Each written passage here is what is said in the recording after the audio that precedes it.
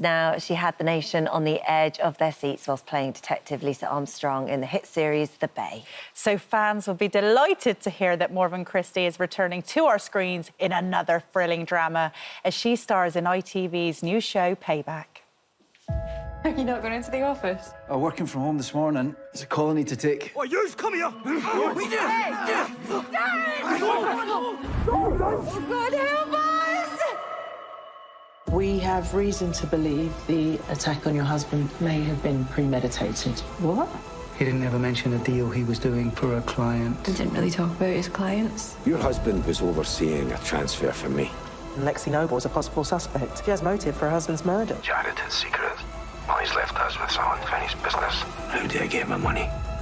Hang back. We're assessing a potential threat to life, so they mustn't make a move. No, I pride myself on being a good choice of character. You don't say no to me. Ooh. I need this in my life. I know, it looks right good, doesn't it? Morven Christie is joining us now. It's lovely to have you here. Thank you. It's a great story, and I'm going to try and set the scene a little bit because you play Lexie Noble, so she's the lead character. It follows her story. She finds herself in the middle of this kind of extremely risky police operation to bring down that guy that we just saw at the end there, who is this crime lord. It is twisty, it is turny, it is fast-paced. If you want a psychological thriller, this is the one for you. I think so, yeah. Yeah. So just explain who she is. What do we know about her? So she shares this company with her husband. They're accountants. They've got this accountancy firm. But she's been at home looking after the kids for 5-6 years now. So she's kind of not that engaged in the business. And unbeknownst to her, he's been kind of doing some dodgy things with the business in her absence. So at the beginning of the show, she's just a happy mum, happy marriage, lovely life, and then her husband gets murdered and everything just kind of falls apart. And tell us a little bit more about Lexie. She's a quite a tricky character, and she's unravelling and unravelling and unravelling and unravelling. How did you find playing Lexie? I mean, I loved it. I really love, like, complicated, emotional stories. Like, it's just the best thing to play. So she has this very kind of nice middle-class life at the beginning of the show, but as you kind of go through, you realise that her background's much more complicated than that, and she's grieving the loss of her husband, and she's trying to sort of play these two sides, the police and this scary crime lord, Peter Mullen, and she's kind of in the middle, trying to find her way out. She's just an incredibly resilient person, so she's taking some risks to get her family to safety. Morv, you know when you play these characters, so you play Lexie, do you ever take it home with you? How do you switch off from your character? I don't really take it home with me. I'm quite,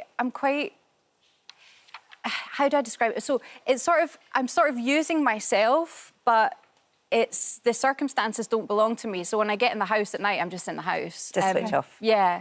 And you're really tired because it's such emotional stuff. It does kind of drain you. You have to look after yourself really well. But yeah, I don't have a problem switching it off. You're good at getting into it, and you're good at getting out of it. Letting it go. Yeah. What's also lovely is you get to work with Peter Mullen, who I know that you've been a fan of for a very long time. Yeah, I love him. I don't think there's a single Scottish actor that doesn't see him as kind of a hero. So yeah, he was already attached to the project before I was offered it. So when the offer came through, it was already. Yeah, exactly. I was like, do I need to read this, or can I just like go to set now because I'm ready? But yeah, he was.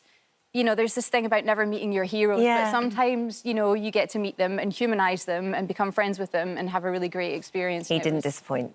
No, that's good to hear. He actually slowed down filming, didn't he? Because he was recognised so much in Edinburgh. Yeah, well, there was just this one day where we were filming. Like, Edinburgh's a very busy city, right? There's a lot of tourists, and we were filming on the Royal Mile, which is like the centre of, you know, in between Edinburgh Castle and Holyrood. It's so busy. And the camera was quite far away, and he was just expected to kind of step out of this little alleyway.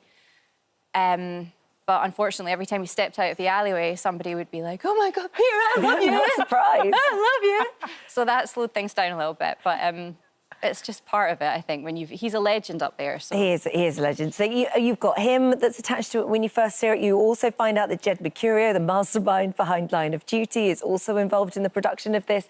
So this...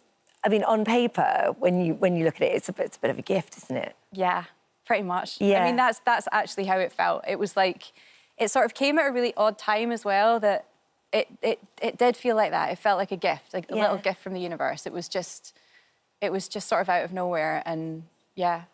Good. Nice when it great. happens like that. Yeah, it was great. And now I think you're a little bit like me. You don't like watching yourself on TV, but you're going to watch this one back. No.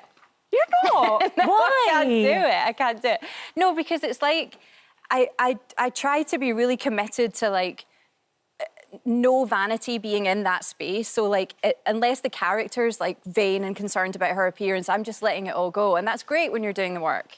But then when you go and watch it back, you're just like, oh, I look like a potato. And you know, I don't need it in my life. Just do the work and then... You're too critical of yourself. Yeah, it sounds like it. It's also just like, it's a different perspective, isn't it? When you're inside something. Yeah. Like when I watch stuff back, I'm just seeing the day that we filmed it. And that was the day Peter told that story. And that was the day that fair happened. Enough. And do you know what? Many actors sit here and say exactly the same things. Yeah. You're definitely not on your own with that.